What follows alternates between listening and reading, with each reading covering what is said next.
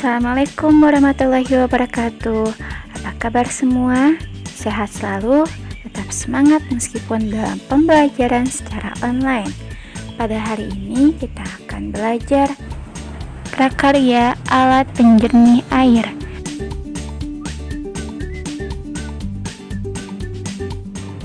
Sumber daya air berasal dari bumi dan tergolong sumber daya alam yang dapat diperbarui.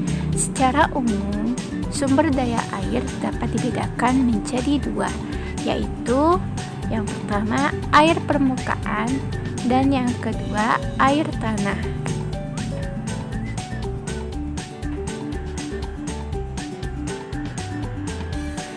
Yang pertama, air permukaan.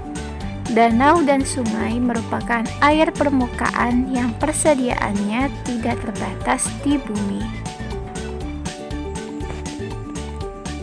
Yang kedua yaitu air tanah. Air tanah merupakan jenis air tawar yang terdapat di dalam tanah. Air tanah terbagi menjadi dua macam, yaitu air tanah dangkal dan air tanah dalam.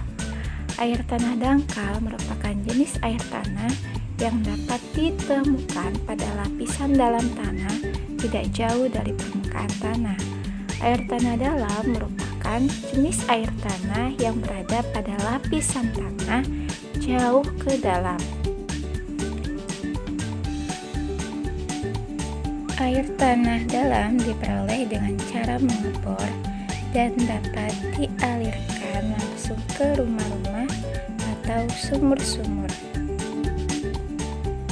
Selanjutnya, pengertian air bersih dan persyaratannya.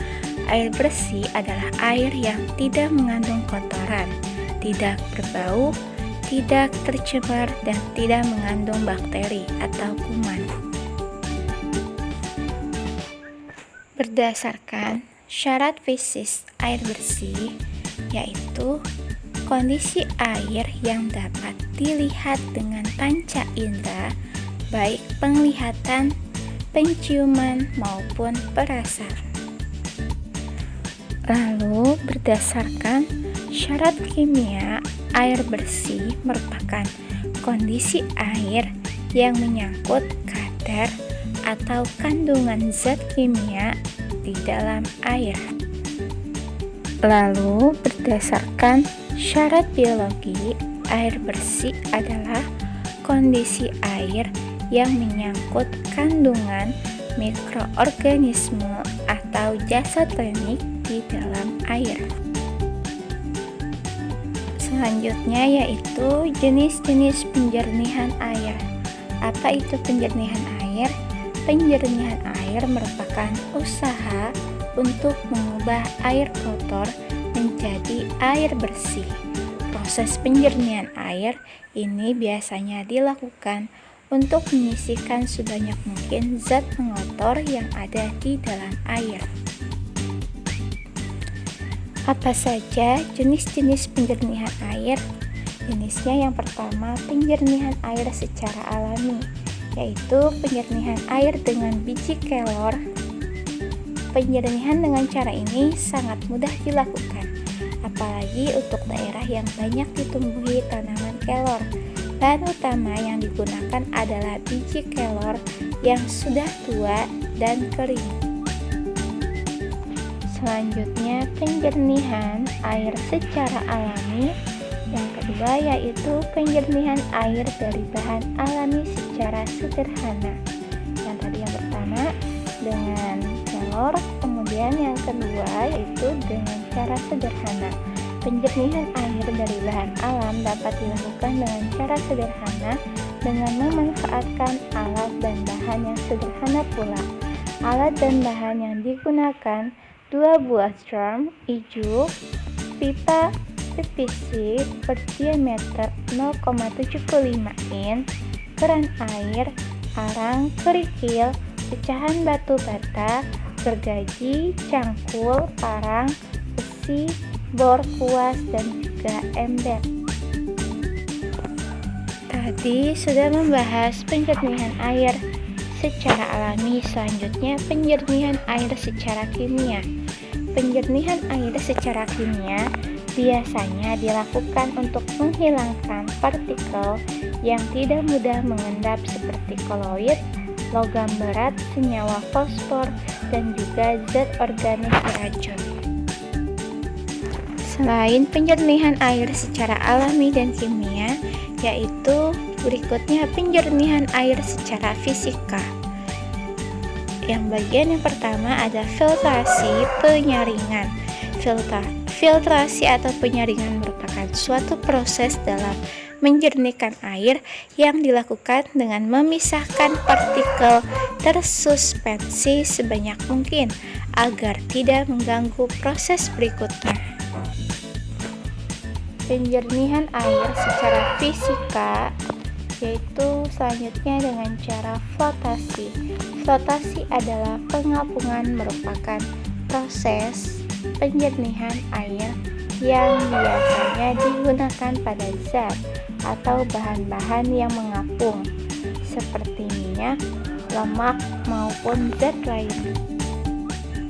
Selanjutnya, penjernihan air secara fisika dengan cara adsorpsi. Proses adsorpsi atau penyerapan merupakan proses pemisahan zat terlarut di dalam air dengan menambahkan adsorben.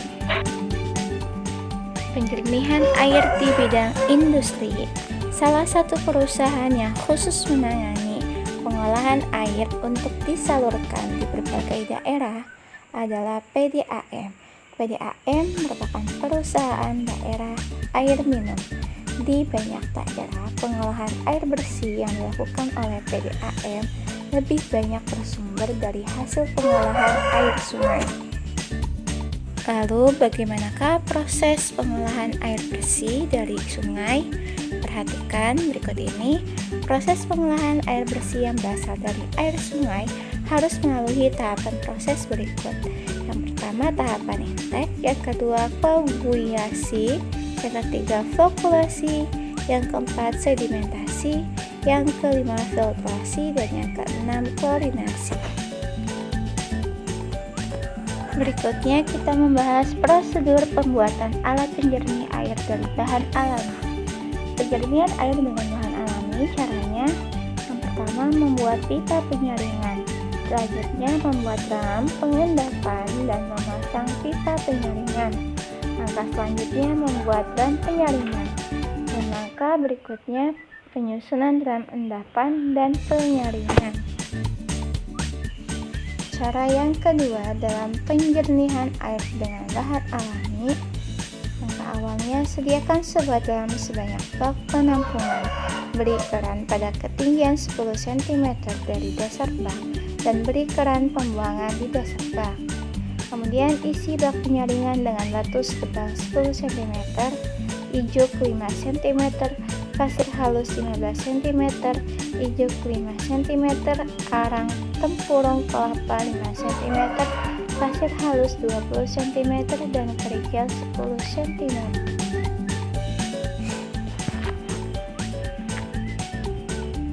Cara yang kedua, yang bagian B, penggunaan. Air sungai dialirkan ke dalam bak penampungan. Pada pintu masuk air, dipasang kawat kasa untuk menyaring kotoran. Setelah bak pengendapan terisi penuh, buka keran untuk mengalirkan air ke bak penyaringan. Buka keran yang terletak di bawah bak penyaringan.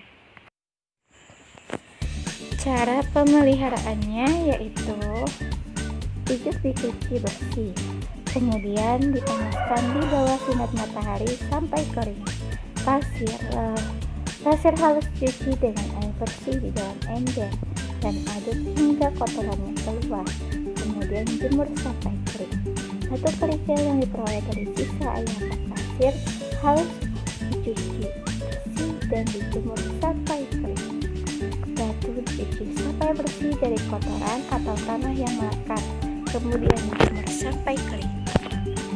Demikian pembelajaran hari ini. Wassalamualaikum warahmatullahi wabarakatuh.